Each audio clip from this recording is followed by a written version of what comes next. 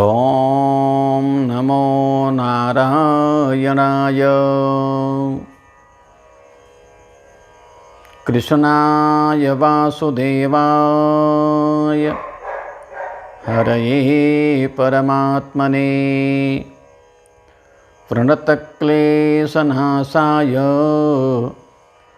गोविंदाय नमो नमः। जय श्री कृष्ण। भगवान की कृपा में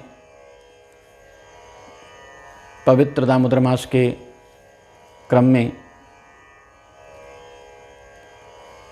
भगवान के ही विषय में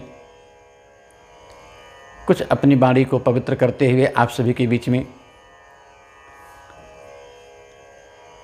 जो एक विषय बना है कि अच्छे कार्य करने में बहुत विघ्न आते हैं। क्यों ऐसा? या जीवन में समस्या बहुत हो तो हम उसका कैसे निदान करें? तो एक नीति है और एक आप सब जानते भी होंगे कि श्रेयांसी बहु विघ्नानि। जब भी कोई अच्छा काम करने जाएंगे तो विघ्न होगा। और विघ्न कभी कभी तो ऐसा भी होता है कि व्यक्ति का मन हटने लगता है कि अब इसमें कार्य करूं कि ना करूं। बहुत सामान्य बात है कि लोग मंदिर जाते हैं, सेवा देते हैं और कुछ ऐसी समस्या आती है कि लोग ऊब जाते हैं और अंत में भगवान को ही कहने लगते हैं कि जा तो रहा था, दर्शन किया, बहुत दर्शन भी किया, सेवा भी किया, मिला क्या मुझको? बल्कि उल्टे आक्षेप भी ऐसा सुनने में आता है, समस्या बढ़ती गई।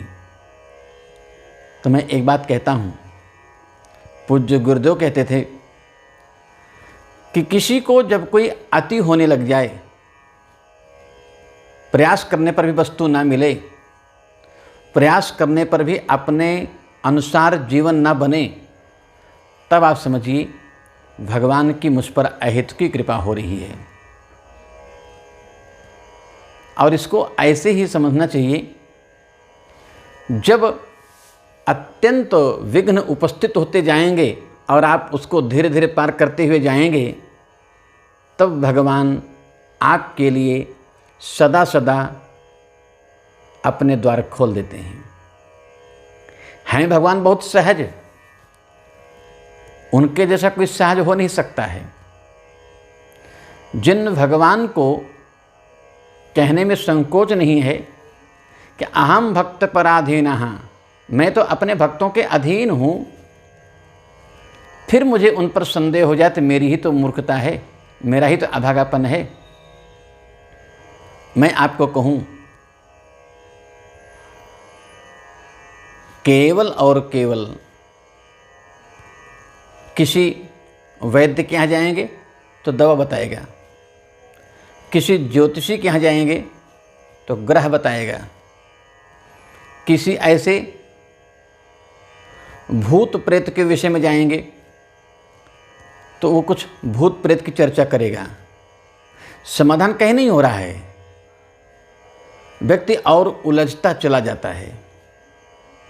इसलिए जब भी आपको लगे कि नहीं अब मेरी समस्या बहुत बन गई है, आपको जहाँ जाना हो मैं मना नहीं करता हूँ, लेकिन जो सबसे सुगम और सबसे सरल मार्ग है और जहाँ परम लाभ की अवस्था है, केवल और केवल भगवान के चरणारविंद में भरोसा करना चाहिए।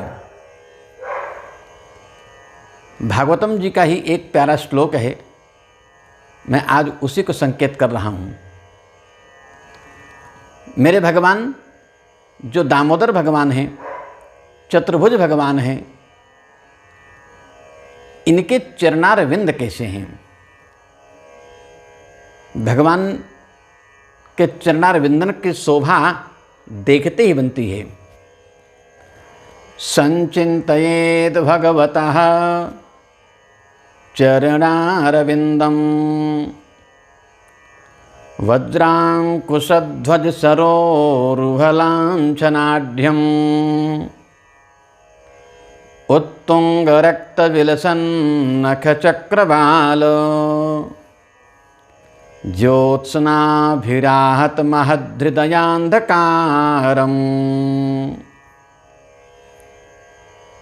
सभी प्रभु प्रेमियों के लिए परम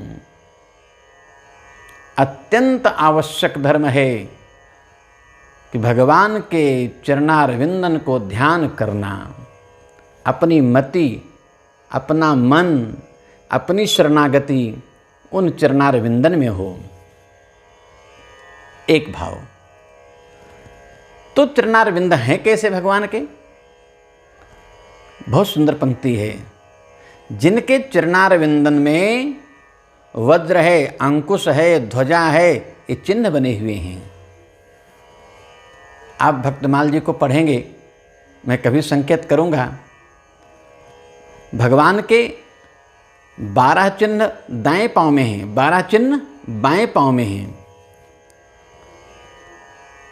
24 चिन्ह हैं।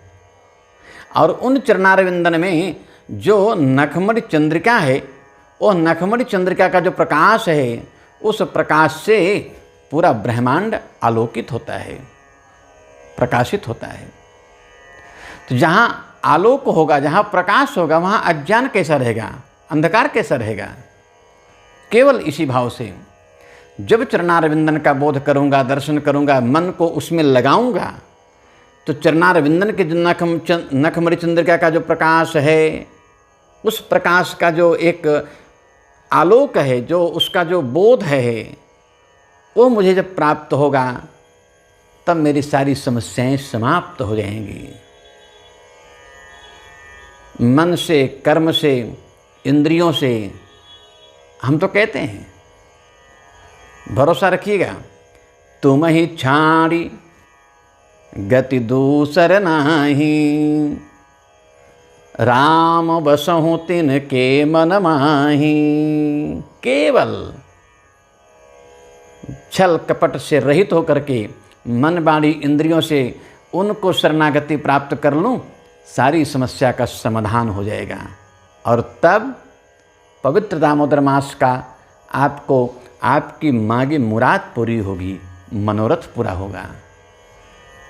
इस बात को इसलिए कह रहा हूँ कि ध्यान पूर्वक, लगन पूर्वक, मन लगा करके ऐसे पवित्र मास में कहीं नहीं भटकना है। केवल अपने आराध्य के श्री चरणों में बैठकर उनसे अपने मन की भाव प्रकट करना है, और यही परम लाभ है।